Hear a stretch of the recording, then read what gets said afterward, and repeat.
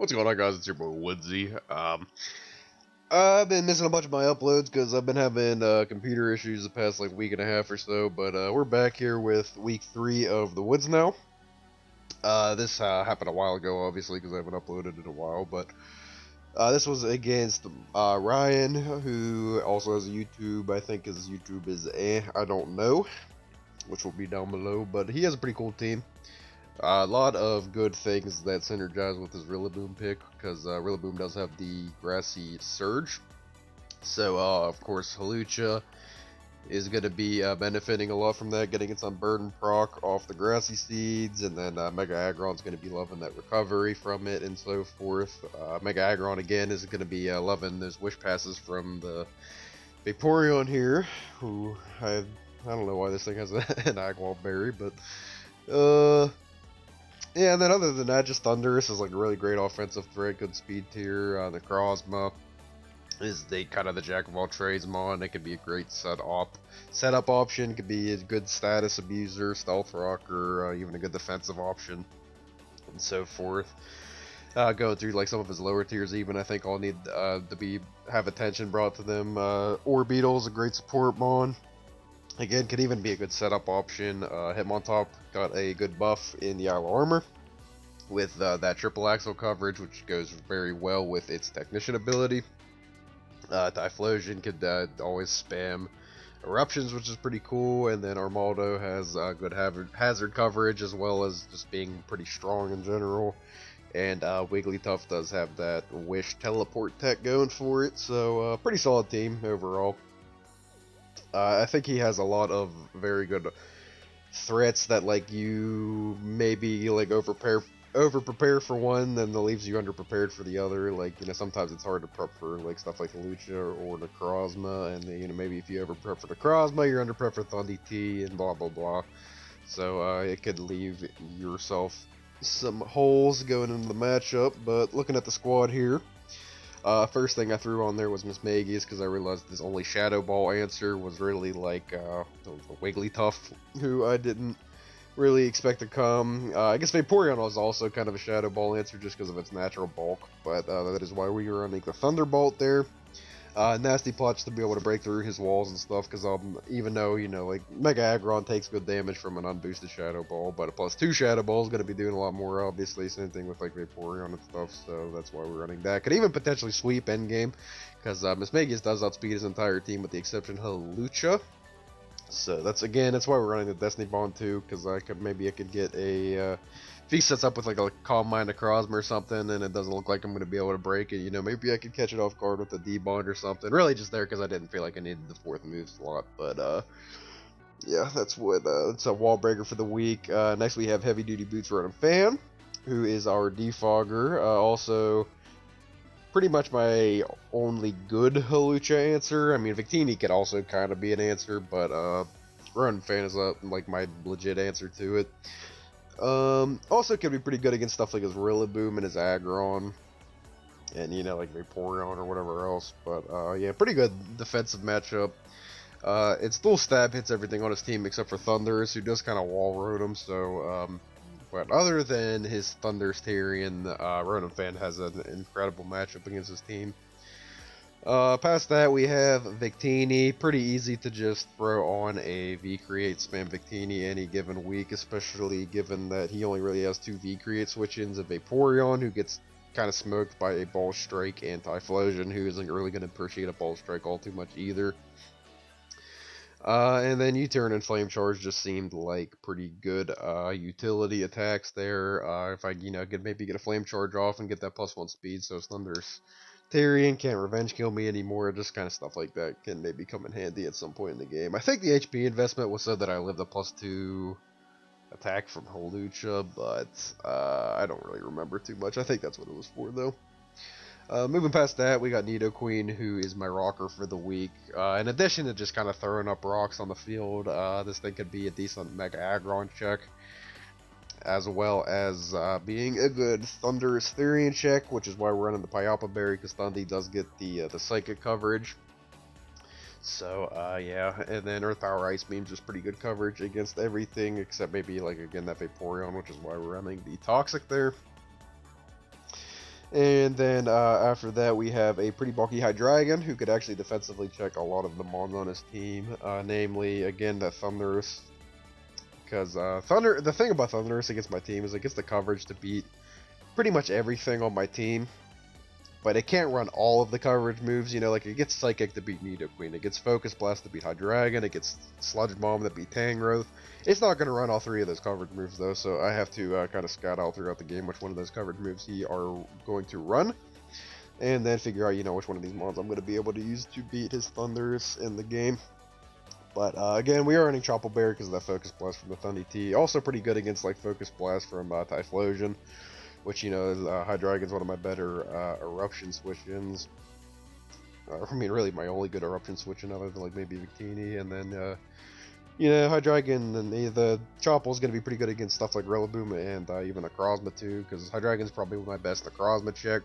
And I think Brick Break is really the only thing Necrozma crits to hit my Hydreigon. Same thing with Rillaboom. I think Drain Punch is really the only thing that it could hit Hydreigon with. Well, I guess U-turn too, but yeah, it could be. It's gonna come in handy at some point, given like all these mons that Hydreigon could check that have all these fighting coverage moves for it. So, other than that, we just have Roost and Nasty Plot. Nasty Plot to be able to break through his walls and stuff while still being able to run a defensive stat. And then just Dual Stab kind of hits his entire team with the exception of Wigglytuff, who I am pretty much just ignoring. I mean, I ignored it with my Mismagius earlier too, because I didn't really expect it to come, but even if it did, I had pretty good answers to it, in like Victini and Nidoqueen and stuff, so it would have been alright.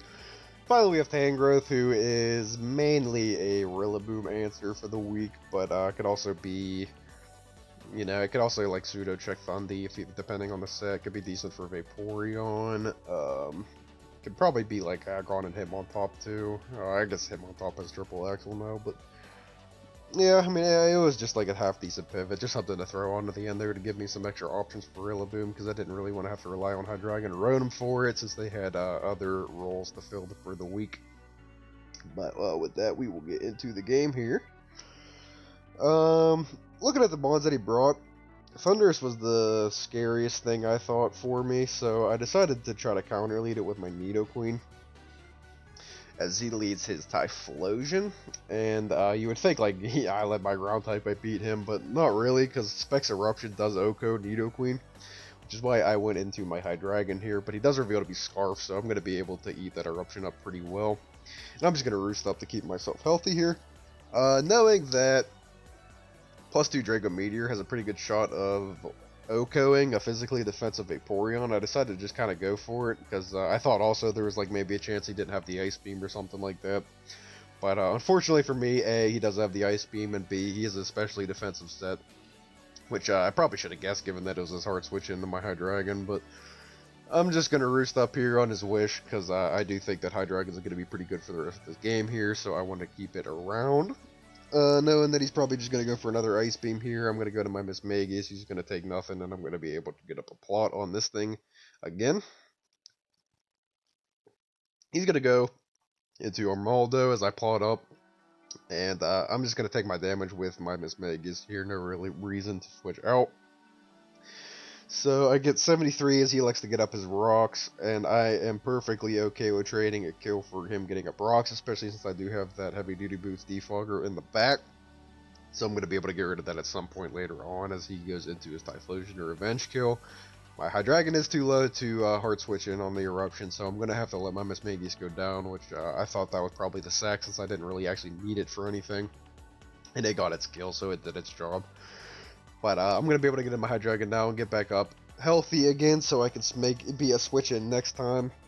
I know that my Hydreigon realistically probably beats Rillaboom anyway, so I'm just going to stay in here as he reveals to be what I think is an Assault Fist set, since those Dark Pulses are really doing no damage. And he does reveal to have the Drain Punch, so I do actually lose this 1v1. I'm going to go ahead and get out of here now that my Chople Berry's procced. And get in my Rotom to defog off the rocks here, as he is going to take that as an opportunity to get in his big threat in Thunderous Therian here. So I'm going to just go to my Nidoqueen, because this was my designated initial switch into this thing anyway, just to kind of scout what he's going to do. He is Nasty Plot Psychic, so it is the set that does beat my Nidoqueen. I'm going to get good damage off with my Ice Beam, but other than that, Nidoqueen is going to just go down to a second Psychic here. And I am now still not knowing what his... I figure he's probably going to be Nasty Plot, Thunderbolt, and Psychic plus another coverage move. I just didn't know what the other coverage move was going to be. So I opted to go into Victini, knowing that it's the only one on my team that guaranteed is going to live any hit that this thing goes for, as he does reveal to have Volt Switch actually, so that's kind of unfortunate, because now I'm not going to be able to get the kill on Thundurus. He's going to be able to get big damage off on me and keep his Thundurus around. I go for the Flame Charge, knowing that it was in range of that, and I'm going to be able to get the speed boost now, so I can outspeed any Scarfers or anything on his team. But knowing that a 33% Victini isn't really all that valuable to me for the rest of this game, since after I do switch out and I lose my speed boost, so these get outsped by everything but this Vaporeon, I decided to just get my big 85% off on this thing. And which is pretty good for my Hydreigon, which I'm at this point, you know, Hydreigon is obviously my win con, because I don't think Rotom Fan or Tangrowth are going to get the job done. But I am just going to drop a Draco on this thing and get my guaranteed kill here, as he is going to go into Hawlucha to revenge kill, I believe. Yep. And I pretty much have to go into Rotom, because if he sets up with his Hawlucha, then and he has like the right coverage moves, then I pretty much just lose if I don't do that. So he makes a good double into his Typhlosion, which gives him an opportunity to maybe fish for some rolls on my Hydreigon. But luckily for me, I do live on that fat 1 HP, and I'm able to get my Roost off and live to see another day. In all fairness, I think that those were both pretty high rolls. I think like 33% was like what the medium roll was. So 34, 36 were kind of on the higher side. So I expected to live, but I don't know. Maybe I should have just sacked Tangrowth there instead and not risked anything, because Tangrowth doesn't do anything at this point in the game. But he goes into his Thundurus here and reveals to be Thunderbolt, so he does not have the Focus Blast. I'm going to be able to just live and KO this thing with a D-Book Pulse. He gets his Hawlucha back in again. Pretty much have to go to Rotom, as he decides to click CC. But my Rotom is going to be able to tank hits from this Hawlucha pretty easily. He decides to try to go for the Iron Head to get the flinches, but he does not get it, and I'm just going to be able to kill it with the Volt Switch after that, thanks to the defense drop from close combat. So, after this, it's pretty much a wrap, because Hydreigon's just going to be eating hits from this Typhlosion, and that is a GG.